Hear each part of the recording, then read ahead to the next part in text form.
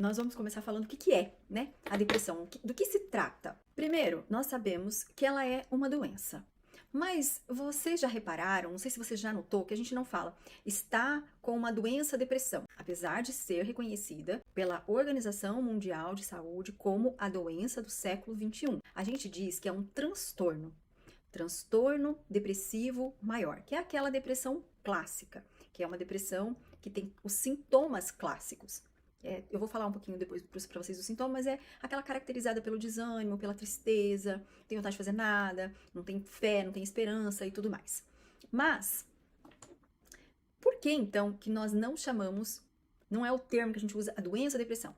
Apesar de ser uma doença, inclusive a doença do século XXI, nós chamamos de transtorno. Porque ela não tem um causador específico, não tem uma coisa, tipo, ninguém fala que tá com um transtorno, por exemplo, a pessoa adquiriu o transtorno de HIV. Não. Porque nós sabemos que é um vírus, nós sabemos as formas que se transmite. Outras doenças, por exemplo, a dengue, nós sabemos. Você ficou doente, estava com dengue, você pegou dengue. Como? Através do mosquito, que pica alguém, se alguém está contaminado, esse mosquito contaminado vai lá e pica o outro. Então nós sabemos a origem, nós sabemos exatamente o agente causador. Na depressão, não é assim. Por isso que é transtorno, é multifatorial. Então vem de várias formas.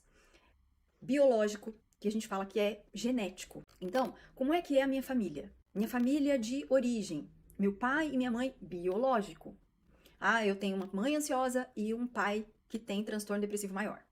Então, essas pessoas carregam uma carga genética grande, como todas as outras características. Eu também tenho uma predisposição a desenvolver a doença. Quais são os outros fatores? Os eventos da nossa vida. Então, os eventos traumáticos que a gente passa, os traumas da infância, abuso, violência física, abuso sexual infantil, um sequestro, coisas que podem desencadear. Então, a gente está falando aqui de eventos traumáticos.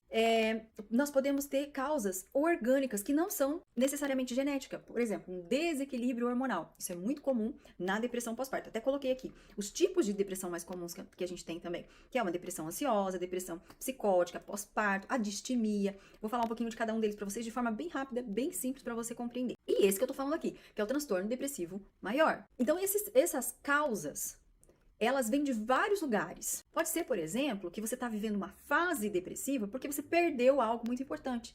Então, você perdeu uma pessoa da família, ou você perdeu um emprego, você cometeu uma falha muito grande, você está pagando por isso. Então, você pode estar, sim, com uma depressão que foi causada por uma situação da sua vida que você está vivendo. Então, o que eu quero dizer? Chama-se transtorno, porque vem de fatores que a gente desconhece exatamente qual é. Dificilmente é um único causador também. Podem ser vários que contribuiu. Por exemplo, como assim vários? Eu tenho uma predisposição genética, porque eu tenho um pai ou uma mãe que tem o transtorno, e aí dentro fica como se ficasse latente. Fica aqui dentro. Não se manifestou. Mas aí eu tenho um filho. E aí os hormônios desregulam, como eu já tenho uma predisposição genética, eu posso ter depressão pós-parto. Então o que significa isso? Juntou as duas coisas. A predisposição, que nós estamos falando do biológico, nós estamos falando de fatores orgânicos, genéticos, com um evento que aconteceu, que desregulou os meus hormônios. Então aí, isso a gente sabe, pontualmente, nós temos uma depressão pós-parto. Mas foi causada, às vezes, por dois fatores, multifatorial. Compreende? Por que não dá pra gente chamar só de doença? Porque a gente não sabe exatamente de onde ela veio. E, normalmente, são vários fatores, não é um só.